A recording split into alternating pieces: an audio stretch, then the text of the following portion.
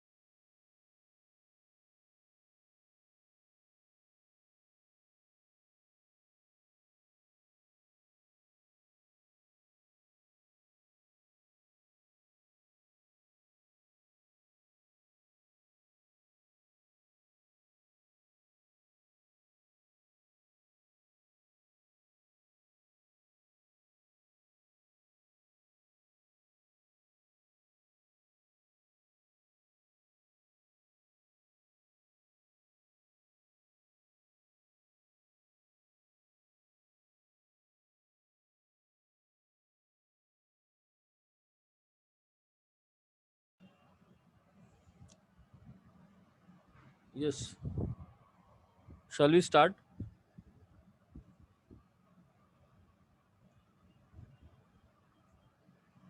Yes, I am audible? Yes, sir. Okay, okay, okay. Yes, see, today's practical is to study dam force vibration and effect of force frequency. Okay, force frequency के वजह से क्या हो रहा है हमारे amplitude को, बस वो देख रहे हैं हम लोग। डैम्पिंग कोएफिशिएंट के बारे में भी हम लोग इतना स्टडी नहीं कर रहे हैं। यहाँ पे एम में डैम्पिंग कोएफिशिएंट के बारे में भी लिखा हुआ है। ओके, डैम्पिंग कोएफिशिएंट लिखा हुआ है, but we are not studying that, just seeing कि अगर हम लोग फ्रीक्वेंसी बढ़ाते हैं तो हमारा कर्व एम्पलीट्यूड का किस तरह से आता है। ओके, ऐसा नहीं है कि अगर हम लोग फ्रीक्वेंसी बढ़ाते जाएंगे तो हमारा एम्पलीट्यूड बढ़ता ही जाएगा। ओके, एम्पलीट्यूड ऑफ वाइब्रेशन कैसे बढ़ता है वो हम लोग देखते हैं। ठीक है, अभी तक तुम लोग का पोर्शन कितना हुआ है? फोर्स वाइब्रेशन स्टार्ट किया है क्या सर ने? नहीं ना? हेलो, फोर्स्ड वाइब्रेशन स्टार्ट किया गया?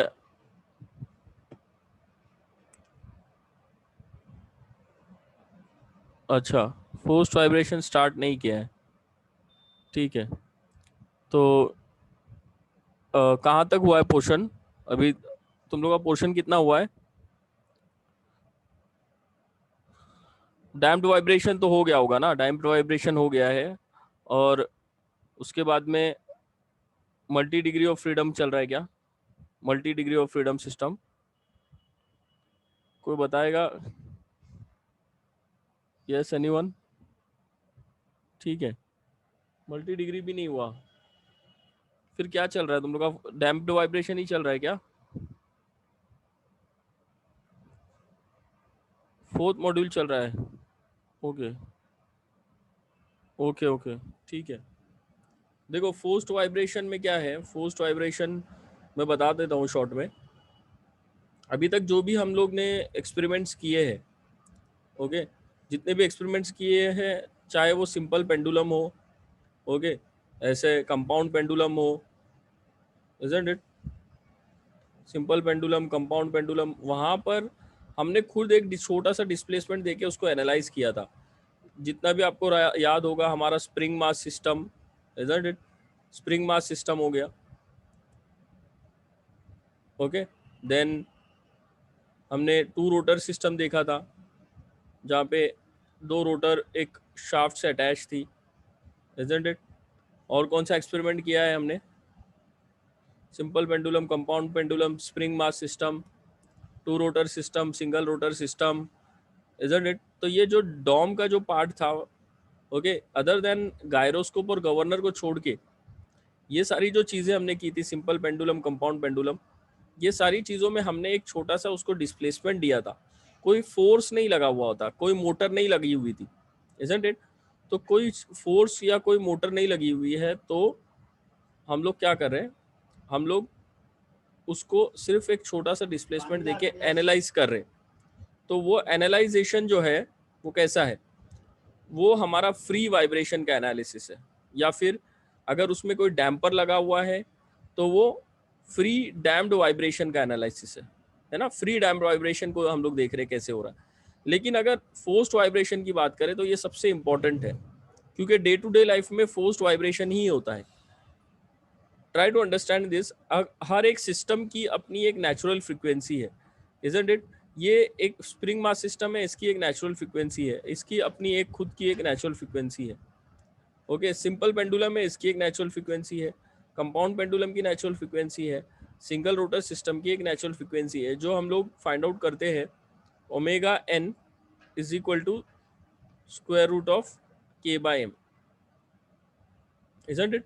तो ये हमारी नेचुरल फ्रिक्वेंसी किसके वजह से बन रही है, उसके जो सिस्टम के जो कैरेक्टरिस्टिक्स है, उसका जो डैम्पर लगा हुआ है अगर उसके अंदर, तो डैम्पिंग का भी वैल्यू आ जाता है omega D, isn't it. Omega D आ जाता है अगर डैम्पर लगा हुआ है तो वो जो सिस्टम में जो सारी चीज़ें हैं, स्प्रिंग है, मास है, वो सारी चीज़ों के वजह से क्या हो जाता है, उसकी नेचुरल फ्रिक्वेंसी का पता चलता है हमें, या उसकी नेचुरल फ्रिक्वेंसी उसके ऊपर डिपेंड होती है कि उसके अंदर क्या क्या चीज़ें लगी हुई।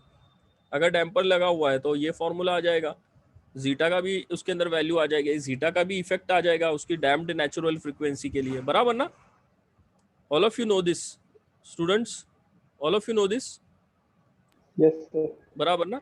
तो ये सारी चीज़ें हमारी नेचुरल फ्रिक्वेंसी के लिए थी। लेकिन अगर हम लोग फोर्स फ्रिक्वेंसी की बात करें ना, जो उसके ऊपर फोर्स हो रही है, जो उसके ऊपर उसको टर्न कर रही है, या उसके ऊपर कोई सिस्टम को चला रही है, जैसे कि बेस्ट एग्जांपल है हमारा फैन। फैन अगर रुका हुआ है तो उसकी एक नेचुरल फ्रिक्वेंसी थी, लेकिन उसके अंदर क्या कर रहे हैं हम लोग, एक करंट लगाकर एक मोटर के थ्रू उसको चला रहे, एक फ्लक्स इंड्यूस होता है और वो चलता है। तो जो फोर्सिंग फ्रीक्वेंसी है, okay, that should not match with the natural frequency of the fan, otherwise what will happen, अगर नेचुरल फ्रीक्वेंसी और फोर्सिंग फ्रीक्वेंसी मैच हो जाती है तो क्या होता है? Yes anyone? क्या होता है? किसी को नहीं मालूम? फिजिक्स नहीं पढ़ा किसी ने भी? नेचुरल फ्रीक्वेंसी और फोर्सिंग फ्रीक्वेंसी मैच हो जाएगी तो क्या होगा, रेजोनेंस, ओके, डिस्ट्रॉय होता है object, very good, very good, because of resonance only there will be destroying of object. So resonance हमको अवॉइड करना है। हमारा पूरा का पूरा वाइब्रेशन पढ़ने का जो मकसद है, okay, that is you know to avoid resonance only. अगर आपने ब्रिजेस पे देखा होगा, मार्चिंग हो रही है, मार्चिंग होती है ना ब्रिजेस पे, तो वहां पर वो लोग क्या करते हैं, मार्चिंग वगैरह जो है ना वो अवॉइड करते हैं। ब्रिजेस वगैरह जो होती है ना, जो सोल्जर्स मार्च करते हैं वो ब्रिजेस पे है ना, उनको नहीं कहा जाता कि ब्रिजेस पे मत करो, क्योंकि अगर उनकी जो इतने सारे लोग एक साथ जो टैप करते हैं, एक उनके अंदर डिफरेंस नहीं होता, वो लोग 1 सेकंड का भी उनके अंदर 0.5 सेकंड का भी डिफरेंस नहीं होता, वो लोग इतने अच्छी तरह से मार्च पास करते हैं कि वो लोग एक ही टाइम पे टैप करते हैं बराबर, जमीन पर उनका पैर एक साथ लगता है। तो अगर उनकी जो फ्रीक्वेंसी है वो मैच कर जाए, वो ब्रिज के ऊपर वो लोग मार्च कर रहे हैं, तो दोनों की फ्रीक्वेंसी मैच होने की वजह से एक्सेसिव वाइब्रेशन हो सकता है रेजोनेंस की वजह से, और वो ब्रिज टूट भी सकता है। रेजोनेंस का इतना बड़ा प्रॉब्लम है। ओके, तो कोई भी सिस्टम अगर हम लोग डिजाइन कर रहे हैं, कोई भी सिस्टम अगर डिजाइन कर रहे हैं, तो वहां पर हमें ये देखना है कि हमारा जो फोर्सिंग फ्रीक्वेंसी है, जो भी फोर्स हम लोग लगा रहे हैं उसके ऊपर, वो फ्रीक्वेंसी हमारी नेचुरल फ्रीक्वेंसी से मैच नहीं होनी चाहिए। अगर वो फ्रीक्वेंसी नेचुरल फ्रीक्वेंसी से मैच हो गई तो फिर क्या होगा, वो फ्रीक्वेंसी अगर नेचुरल फ्रीक्वेंसी से मैच होगी, बहुत अमाउंट ऑफ वाइब्रेशन होगा, बहुत ज्यादा रेजोनेंस होगा, and then what will happen, what will happen, अगर बहुत ज्यादा वाइब्रेशन होगा तो सिस्टम टूट जाएगा, जिस जैसे आप लोग ने बताया सिस्टम टूट जाएगा। जैसे कि हमारी गाड़ी है, 4 व्हीलर है, 2 व्हीलर्स है, वहां पर भी क्या हो रहा है, एक फोर्सिंग फ्रीक्वेंसी है, इजंट इट। इंजन जो है एक फोर्सिंग फ्रीक्वेंसी पैदा कर रहा है, क्रैंक शाफ्ट को घुमा रहा है, फ्लाईव्हील को घुमा रहा है, फिर टायर्स को जो घुमा रहा है वो, तो वहां पर एक फोर्सिंग फ्रीक्वेंसी है, ओके, जो उसके ऊपर चल रही है। अब यहाँ पर भी देखो, यहाँ पर ये सिस्टम है हमारा, ये आज का हमारा प्रैक्टिकल है, ओके। यहाँ पर क्या लगा हुआ है, देखो सबसे पहले एक शाफ्ट है यहाँ पर, ये जो है ना स्टील की शाफ्ट है, बाकी और कुछ नहीं है। यहाँ से वो कनेक्टेड है स्प्रिंग को, स्प्रिंग डायरेक्टली ये फिक्स सपोर्ट को कनेक्टेड है। अब ये था हमारा सिंपल सिस्टम, लेकिन ये था हमारा फ्री वाइब्रेशन। लेकिन यहाँ पर क्या हो रहा है स्टूडेंट्स, यहाँ पर एक रोटर आ जा रहा है, ओके, यहाँ पर एक रोटर आ जा रहा है, देखो, जो रोटेट हो रहा है लाइक दिस, कैसे भी जो भी डायरेक्शन में वो रोटेट हो रहा है। तो ये रोटर जो है रोटेट होने की वजह से देयर इज अ वाइब्रेशन। इसकी जो फ्रीक्वेंसी है रोटर के रोटेट होने की, समझो इसकी फ्रीक्वेंसी है कि ये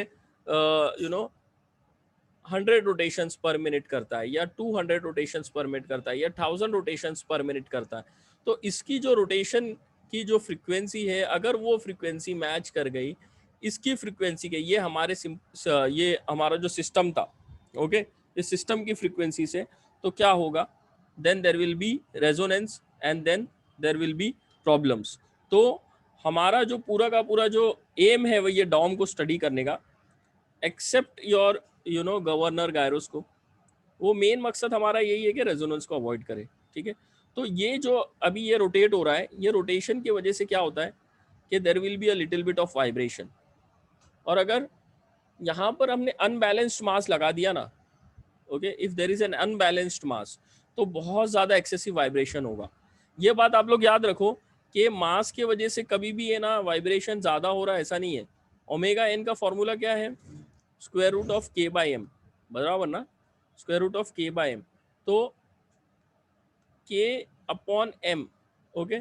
तो वाइब्रेशंस जो हो रहे हैं वो मास के ज़्यादा होने की वजह से नहीं हो रहे, वाइब्रेशन जो होता है वो अनबैलेंस्ड मास के वजह से होता है, ओके। किस वजह से होता है, it is because of the unbalanced mass. अगर मैंने यहाँ पर ये रोटर रोटेट कर रहा है और मैंने यहाँ पर एक मास लगा दिया, यहाँ पर एक मास लगा दिया, अब जब ये मास रोटेट करेगा इसके साथ में, तो बहुत ज़्यादा वाइब्रेशन होगा। क्यों, क्योंकि इसको बैलेंस करने के लिए मैंने यहाँ पर एक मास नहीं लगाया है। अगर समझो ये मास इधर लगाया, इसके ऑपोजिट में एक मास लगा दिया, तो ये बैलेंस हो जाएगा, ठीक है, ठीक है ना, बराबर ना। तो थोड़ा सा ये बैलेंस हो जाएगा, लेकिन फिर भी यहाँ पर भी एक मास चाहिए, बराबर। यहाँ पर और यहाँ पर भी मास चाहिए। अगर ये दोनों जगह पे भी मैंने लगा दिया तो फिर क्या होगा, तो फिर वाइब्रेशन कम होगा। तो मास अगर बढ़ रहा है सिस्टम में, बहुत ज़्यादा हैवी सिस्टम है, तो वाइब्रेशन ज़्यादा होगा, ऐसा कुछ भी नहीं है। अगर अनबैलेंस्ड मास है, ध्यान से सुना, अनबैलेंस्ड मास जो होता है उसके वजह से सबसे ज़्यादा वाइब्रेशन होता है। ठीक है, समझ में आ रहा है सब लोगों को? Getting all of you? Yes, sir. Very good. तो ये अनबैलेंस्ड मास भी हम लोग लगाते हैं और क्या करते हैं, एनालाइज करते हैं कि कितना वाइब्रेशन हो रहा है। Just see the video, understand what is going on. Okay,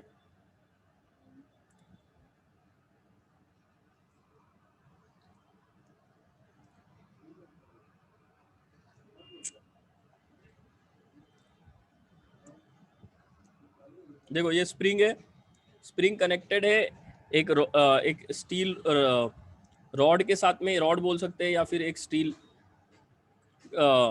shaft बोल सकते हैं आप। ओके, उसके ऊपर एक मास रखा हुआ है। मास कौन सा बोल रहा है वो? मास ये है हमारा जो लगा हुआ है यहाँ पर। Okay, this is the mass. Okay, this is the mass. अगर रुका हुआ है ना, ये रोटेट नहीं हो रहा है, तो ये सिर्फ एक मास की तरह एक्ट करेगा। तो अगर हमने इसको एक छोटा सा डिस्प्लेसमेंट दिया, तो because of the spring and mass system and because of little bit of elasticity, अगर इस ये सिस्टम में यहाँ पर इलास्टिसिटी है, तो ये भी एक छोटा सा स्प्रिंग के जैसा एक्ट करेगा ये शाफ्ट। ओके, अगर नहीं है तो फिर वो स्प्रिंग के जैसे एक्ट नहीं करेगा। लेकिन स्प्रिंग मास सिस्टम जो है यहाँ पर, उसके वजह से ये एक क्या बन जाएगा, फ्री वाइब्रेशन सिस्टम बन जाएगा। इसको छोटा सा मैंने एक डिस्प्लेसमेंट दिया, ये वाइब्रेट हुआ तो मैंने टाइम नोट कर लिया ऑसिलेशंस के लिए, कितना ऑसिलेशन हो रहा है, और फिर मैंने उससे नेचुरल फ्रीक्वेंसी निकाल लिया। लेकिन यहाँ पर वो मकसद नहीं है, हमें फोर्स वाइब्रेशन भी देखना है। तो जब ये मास रोटेट होगा ना, तो वो एक फोर्सिंग फ्रीक्वेंसी पैदा कर रहा है। वो फोर्सिंग फ्रीक्वेंसी नेचुरल फ्रीक्वेंसी से मैच नहीं होनी चाहिए। Okay, just observe this.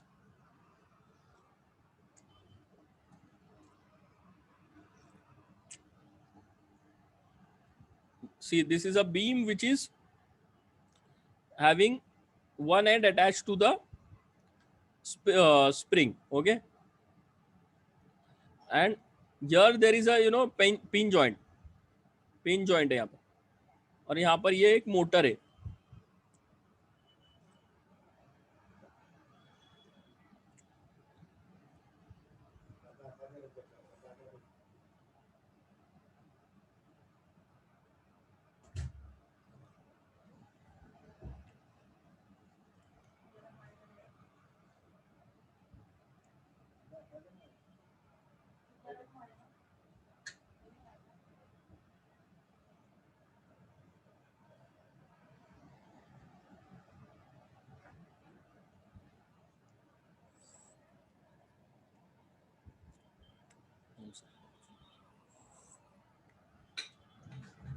Yes, सी, यहाँ पर पिन जॉइंट है, ये एंड पे ना पिन जॉइंट है। पिन जॉइंट होने की वजह से क्या हो रहा है ये वाले एंड पे, कि ये जो शाफ्ट है, ये जो हमारी बीम है, ये बीम क्या कर रही है, थोड़ी सी ऊपर नीचे जो हो रही है ना, तो उसकी फ्लेक्सिबिलिटी है ना एडजस्ट हो जा रही है। अदरवाइज क्या होता, अगर यहाँ पे मैंने ना फिक्स जॉइंट रख दिया होता, फिक्स जॉइंट जिसको तुम लोग ये भी बोलते हैं ना पाइवट, तो इधर हमने यहाँ पे फिक्स कर दिया होता, ये समझो जैसे कि हिंज है ना, हिंज है ये, तो यहाँ पर ये हिंज है, लेकिन अगर इसको मैंने फिक्स कर दिया होता, तो फिर अगर ये वाइब्रेशन होता ना, तो ये जो शाफ्ट है ये इलास्टिक होने की वजह से थोड़ा सा एक्सटेंड होती, इलोंगेट होती। तो अगर ये इसका इलोंगेशन हो रहा है ना, तो ये मल्टी डिग्री ऑफ फ्रीडम बन जाता है। क्या बन जाता है? Multi degree of freedom. Single degree of freedom तो तुम लोग को मालूम है, सिंगल डिग्री ऑफ फ्रीडम क्या है। ठीक है, सिंगल डिग्री ऑफ फ्रीडम में यही है कि जितने भी डिस्प्लेसमेंट हो रहे हैं, स्प्रिंग का हो, मास का हो, सब कुछ एक दूसरे पे डिपेंडेंट होना चाहिए। x equal to R theta जो आप लोग लेते हो, उसकी वजह से सिस्टम क्या बन जाता है, सिंगल डिग्री। लेकिन यहाँ पर सिंगल डिग्री ऑफ फ्रीडम नहीं रहेगा फिर। तो इसलिए मकसद ये है यहाँ पे पिन जॉइंट देने का कि यहाँ पर वो एडजस्ट हो जाए उसके डिस्प्लेसमेंट, और ये बन जाएगा एक single degree of freedom system. Okay, ये सारी चीजें याद रखो। अगर नहीं समझ में आ रही है तो जब Jiya sir multi degree of freedom सिखाएंगे, ओके, तो अब आपको समझ में आएगी। But try to understand whatever you know I am trying to tell you. Listen it carefully. Now देखो, अब यहाँ पे क्या है मालूम है, यहाँ पर हमारे सेम यहाँ पर एक स्केच पेन लगा हुआ है। ये स्केच पेन जो है क्या करती है, जो जितना भी ये वाइब्रेशन होगा उसका एक ग्राफ बना देगी। तो ये जो है ये पेपर जो है आगे की तरफ हम लोग पुश करते हैं। ओके, आगे की तरफ पुश करते हैं तो ये पेंसिल जब रोटेट होती है ना, ऊपर नीचे होती है, ये पेंसिल अगर ऊपर नीचे हो रही है और ये शाफ्ट ये पेपर जो है आगे बढ़ रहा है, तो हमें एक ग्राफ मिल जाता है ऐसे। Isn't it? ये पेंसिल ऊपर नीचे हो रही है और ये पेपर आगे बढ़ रहा है, तो ये जो रोटेशन है ना वो हमें एक ग्राफ दे देता है। ये जो उसका मूवमेंट है ना, ये हमें एक ग्राफ दे देता है, और हमें पता चल जाता है कि हमारा एम्पलीट्यूड कितना है, हमारे सिस्टम का वाइब्रेशन का एम्पलीट्यूड कितना है। Okay, getting all of you? See, getting all of you? तो ये फ्री वाइब्रेशन का हमें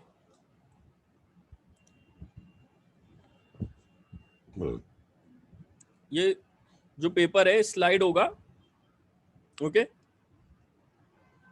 ये पेपर जो स्लाइड होता है वो उसका हमारे सिस्टम से कोई, हमारे प्रैक्टिकल से कोई लेना देना नहीं है। उसको हम लोग एक छोटा सा मोटर लगाते हैं, एकदम एकदम छोटा सा साइज का मोटर लगा देते हैं, और उसके वजह से ना वो क्या होता है, वो रोल होता है, आगे बढ़ता है। ये है वो मोटर, ये वाला मोटर, उसके वजह से वो रोल होता है, और उसके उसके ज़रिए से हमें सिर्फ एम्पलीट्यूड मिलता है बस, और कुछ नहीं है। इसका हमारे प्रैक्टिकल से कुछ लेना देना नहीं है। ये मोटर हमारे सिस्टम से कहीं पर भी कनेक्टेड नहीं है, उससे सिर्फ हम लोग क्या ले रहे हैं, रीडिंग्स ले रहे हैं। Okay, so let us C.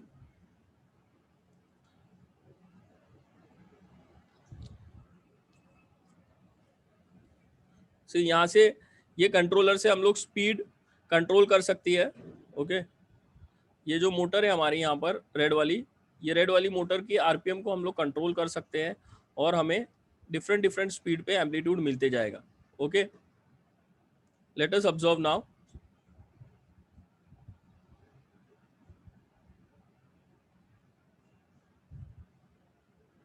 C now, this is the free vibration.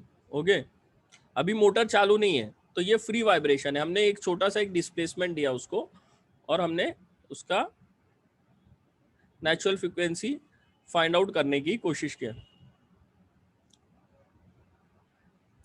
सी, ऐसा छोटा सा डिस्प्लेसमेंट दिया, हमें पता चल जाता है कि कितना फ्रीक्वेंसी है।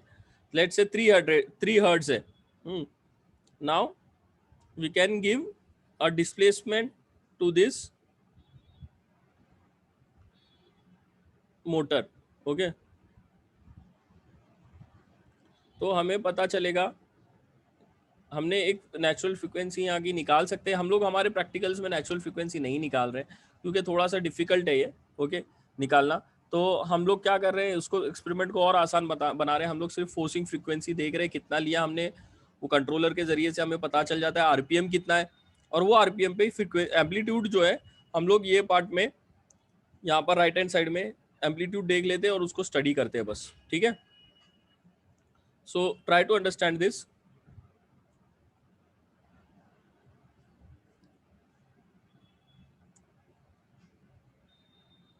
See, now see, just observe, it is the very important part. See, it is rotating. दोनों तरफ से पे दो डिस्क लगाई हुए। सी, ये जो यहाँ पर जो दिख रहा है, यहाँ पर ये एक अनबैलेंस्ड मास है, ये अनबैलेंस्ड मास है। ओके, ये अनबैलेंस्ड मास इसलिए लगाया गया है ताकि ज़्यादा से ज़्यादा वाइब्रेशन हो, और वो वाइब्रेशन को हम लोग स्टडी कर सके। अगर ये अनबैलेंस्ड मास नहीं होता तो वाइब्रेशन बहुत कम होता, एम्पलीट्यूड बहुत कम होता, और हम लोग उसको स्टडी नहीं कर पाते। ठीक है, तो यहाँ पर अनबैलेंस्ड मास हमने जानबूझकर लगाया है ताकि हम लोग स्टडी करें।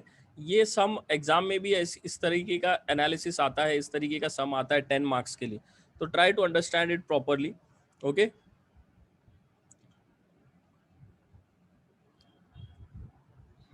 देखो अभी थोड़ा थोड़ा वाइब्रेशन हो रहा है. कितना आरपीएम है यहाँ पर देखो, नीचे 183 184 आरपीएम पे ये मोटर घूम रहा है.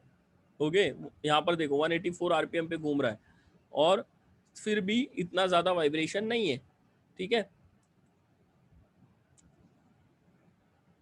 Getting all of you. अभी उसके बाद में आरपीएम बढ़ेगा तो क्या होगा देखो.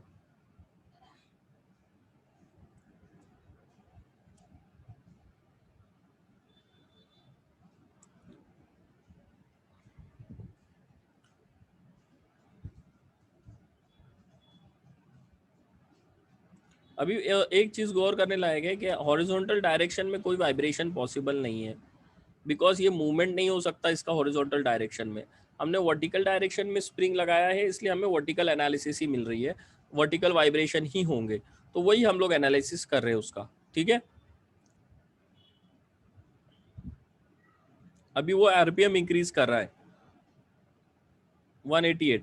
ओके, 189, थोड़ा सा वाइब्रेशन बढ़ गया. ठीक है, 214 पे वाइब्रेशन और बढ़ गया. ओके,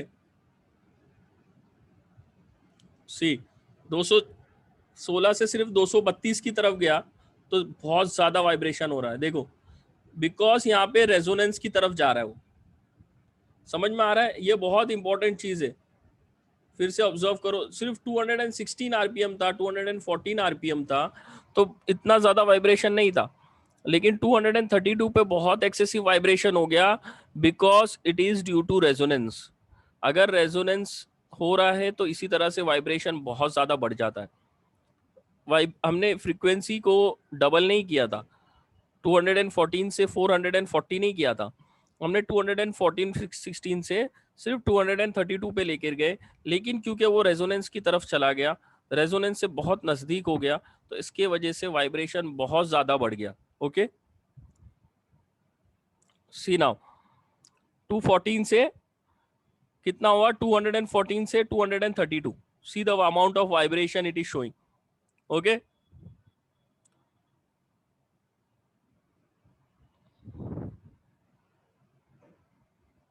सी नाउ अभी बहुत ज्यादा, हद से ज्यादा वाइब्रेशन, क्योंकि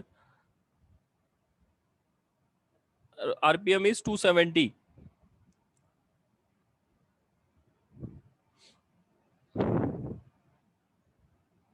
यस, थोड़ा सा वाइब्रेशन बढ़ा था, लेकिन 270 पे ज्यादा है, आप लोग बताओ, या 232 पे ज्यादा था. See now, try to understand this. वापस से देखते हैं हम लोग. ओके,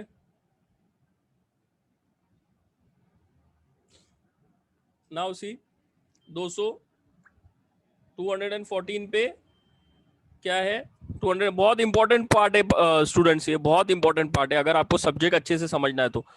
214 पे, 116 पे कुछ नहीं था, 232 पे, 36 पे, 236 पे बहुत ज्यादा वाइब्रेशन हो गया, बहुत ज्यादा इंक्रीज हो गया. बराबर, उसके बाद में थोड़ा सा बढ़ाया, देखो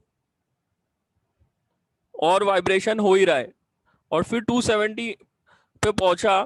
ओके, थोड़ा सा स्टेबल हो गया, 270 पे पहुंचा, थोड़ा सा कम हो गया वाइब्रेशन. एम्पलीट्यूड कम हुआ कि नहीं हुआ स्टूडेंट्स, समझ में आ रहा है. और इंक्रीज किया स्पीड तो और वाइब्रेशन कम हो गया. 290 पे वाइब्रेशन तो ज्यादा होना चाहिए था, स्पीड बढ़ रही है तो, लेकिन एम्पलीट्यूड तो बहुत कम हो गया. और ज्यादा इंक्रीज करेंगे तो और कम हो गया. 340 आरपीएम पे एम्पलीट्यूड बहुत कम हो गया है, नेग्लिजिबल एम्पलीट्यूड है, नेग्लिजिबल वाइब्रेशन है सिस्टम में. समझ में आ रहा है students, what is the reason. Yes, I want the answer from you now. What is the reason. कम स्पीड पे ज्यादा वाइब्रेशन होता है, हाई स्पीड पे कम होता है वाइब्रेशन, क्यों ऐसा हो रहा है.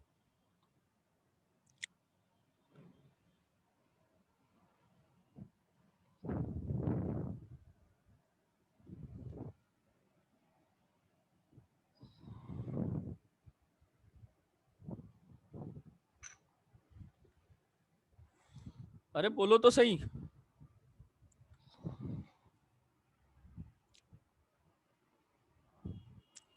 Natural frequency is crossed, very good. और हम नेचुरल फ्रीक्वेंसी क्रॉस हो चुकी है। जब रेजोनेंस होगा ना, resonance, okay, resonance, okay, resonance पे ही सबसे ज्यादा एम्पलीट्यूड होता है, सबसे ज्यादा वाइब्रेशन होता है। यानी कि अगर हमारा जो ये है natural frequency omega N, omega N हमारा किसके करीब था? कोई बताएगा ओमेगा एन हमारा किसके करीब था? कितना अप्रोक्सीमेटली तो बताएगा कोई कि हमारा ओमेगा एन यहाँ पे, यहाँ से हमें क्या मिला, कितना हो सकता है हमारा ओमेगा एन? ओमेगा एन यहाँ से कितना हो सकता है? यहाँ से हमें पता चल रहा है कि हमारा ओमेगा एन किसके नजदीक है, किसके आसपास में है। ओमेगा एन नेचुरल फ्रीक्वेंसी हमें यहीं से मिल गई कि किसके आसपास है। वेरी गुड, 232 से 236, बिलाल वेरी गुड। 232 से 236 के बीच में ही हमारी नेचुरल फ्रीक्वेंसी थी, क्योंकि वहीं पर हमने देखा कि जो हमारी फोर्सिंग फ्रीक्वेंसी है, फोर्सिंग फ्रीक्वेंसी 232 अगर हमने रखी थी तो क्या हो रहा था? बहुत ज्यादा वाइब्रेशन हो रहा था। बहुत ज्यादा वाइब्रेशन इसीलिए हो रहा था क्योंकि रेजोनेंस आ चुका था। ओके, रेजोनेंस आ चुका था, रेजोनेंस के वजह से बहुत ज्यादा वाइब्रेशन हो रहे थे। और जैसे ही 232 से 270 पे पहुंचा तो वाइब्रेशन कम हो गया, बराबर। 214 पे, 214 पे भी बहुत कम वाइब्रेशन था, बराबर। तो हमारी फ्रीक्वेंसी जो सबसे ज्यादा एम्पलीट्यूड और ऑफ वाइब्रेशन दे रहा था वो 232 था। तो यही है हमारी एक्चुअल में, इसी के आसपास है हमारी natural frequency. Getting all of you? हमारी जो नेचुरल फ्रीक्वेंसी है वो इसी के आसपास में है। इसी वजह से यहाँ पे सबसे ज्यादा एम्पलीट्यूड ऑफ वाइब्रेशन है। ऐसा भी होता है रेजोनेंस में कि अगर सिस्टम बराबर से बनाया नहीं है तो वो टूट भी सकता है। Getting all of you? तो ये हमारा सिंपल एक्सपेरिमेंट है to study what is natural frequency. और नेचुरल फ्रीक्वेंसी के वजह से अगर वो मैच हो गई हमारी फोर्सिंग फ्रीक्वेंसी से तो हमारा रेजोनेंस होता है, उसके वजह से बहुत ज्यादा इश्यूज हो सकते हैं।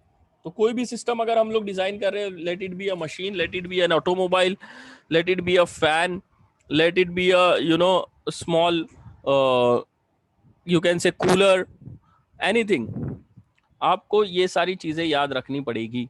और ये सारी चीजें कंसिडर करके ही रोटेटिंग पार्ट्स डिजाइन किए जाते हैं। Okay, if you want to avoid vibration, ऐसे ही कोई भी सिस्टम डिजाइन नहीं किया जाता। तो ये बहुत इंपॉर्टेंट चीज मैंने बताई आपको कि स्पीड के वजह से वाइब्रेशन कभी नहीं होता, रेजोनेंस के वजह से वाइब्रेशन बहुत ज्यादा बढ़ जाता है। ओके, और वो चीज हम लोग यहाँ पर मेजर कर सकते हैं।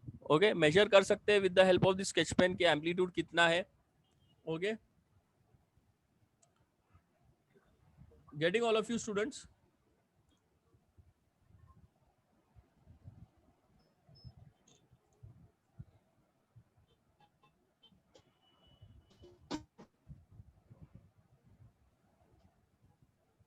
ओके, ठीक है। तो ये था हमारा फोर्स्ड वाइब्रेशन। ओके, अभी देखो ये और एक वीडियो है। एक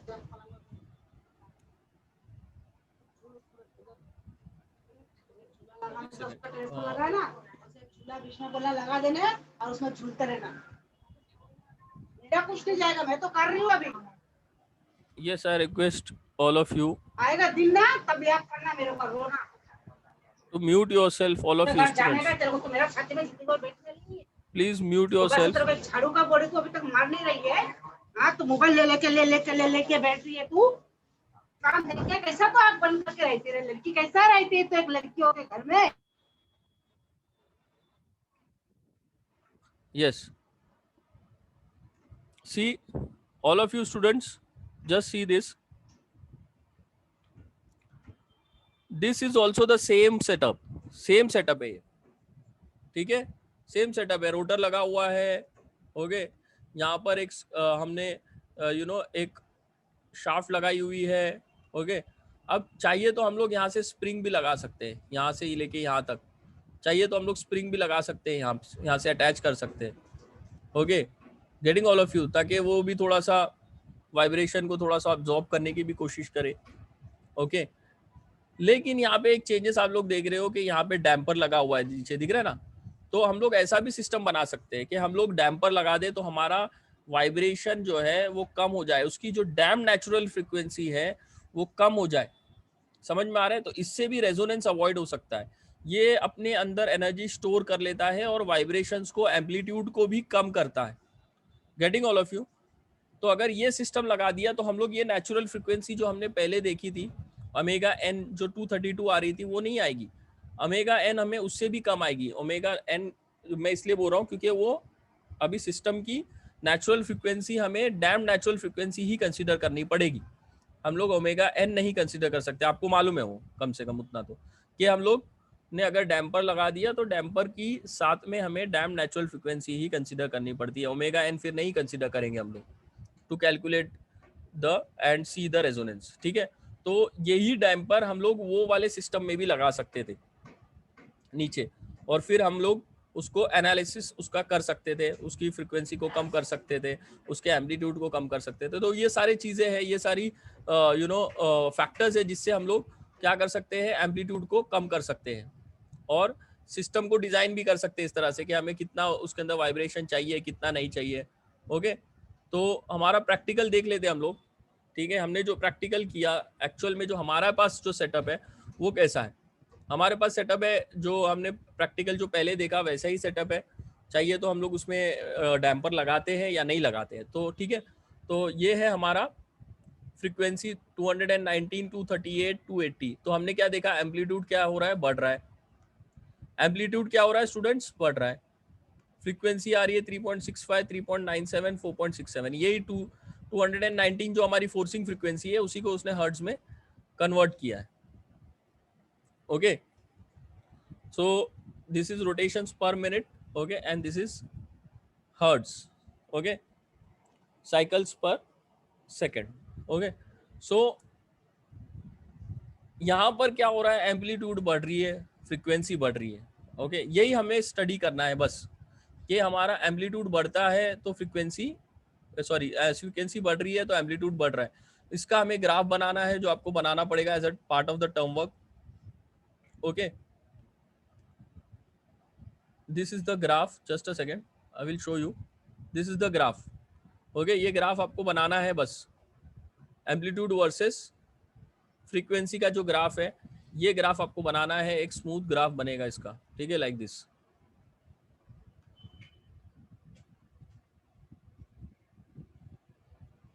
सी लाइक दिस।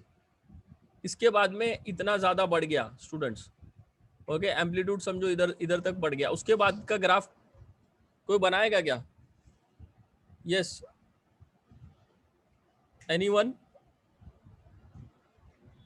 स्टूडेंट्स? इसके आगे समझो ये मैक्सिमम एम्पलीट्यूड यहाँ पे पहुंच गया है। इसके बाद का कोई ग्राफ बनाएगा क्या? एनोटेट का ऑप्शन देता हूं मैं। उसके आगे का ग्राफ कैसे आएगा? कोई बनाएगा उसके अंदर? समझो मैक्सिमम एम्पलीट्यूड हमारा ये ऐसे ग्राफ ऐसा आ रहा है, उसके बाद में फ्रीक्वेंसी बढ़ेगी तो ग्राफ कैसे आएगा? कोई बना सकता है क्या? मैंने एनोटेट का भी ऑप्शन दिया है, तुम लोग को एक पेन भी नजर आ रही होगी। बना सकते हो आगे का ग्राफ कैसे आएगा, कितना ऊपर जाएगा या कितना नीचे आएगा, कैसे आएगा? Very good Bilal, it will be downwards. Very good, Bilal ने आंसर दिया है, very good. Downward Kashif, very good. ये जो ग्राफ बनाया है, okay, that is the actual graph. और यहाँ पर जो है, यहाँ पर हमारा रेजोनेंस का लाइन आ जाएगी कि यहाँ पर हमारा रेजोनेंस है, ओके।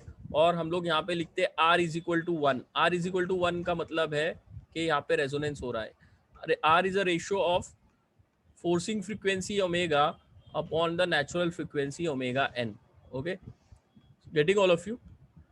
और एक बात ये भी है कि फ्रीक्वेंसी जब मैच होती है तब है ना, एक्सपेरिमेंटली ये फाइंड किया गया, तब है ना सबसे ज्यादा फ्रीक्वेंसी तब नहीं होती, उसके जस्ट पहले होती है। ओके, तो आप देखोगे ना तो 0.9 या 0.8 उसके आसपास ही है ना सबसे ज्यादा फ्रीक्वेंसी होती है। उसके बाद में जब रेजोनेंस होता है तो थोड़ी सी उससे कम होती है और फिर then it goes on declining. ठीक है, फिर उसके बाद में बहुत सारे दूसरे कंसेप्ट भी आते हैं जो हमारे नहीं है। लेस देन 1 मिनट बचा हुआ है, आप लोग ज्वाइन कर लो वापस से, मैं खत्म कर दूंगा फटाफट। ओके, तो उसके बाद में बहुत सारे दूसरे कंसेप्ट भी आते हैं, लेकिन अब हमारा पार्ट सिर्फ यही है कि हमारी नेचुरल फ्रिक्वेंसी आई, उसके बाद में हमने स्पीड बढ़ाई तो भी एम्पलीट्यूड कम होने लगा। ओके, तो यही हमें सीखना था बस, और फिर एनालिसिस उसका करना था। हमने प्रैक्टिकली भी देख लिया उसको कि किस तरह से ये फोर्सिंग सिस्टम काम करता है, फोर्स्ड वाइब्रेशन काम करता है। ओके, सो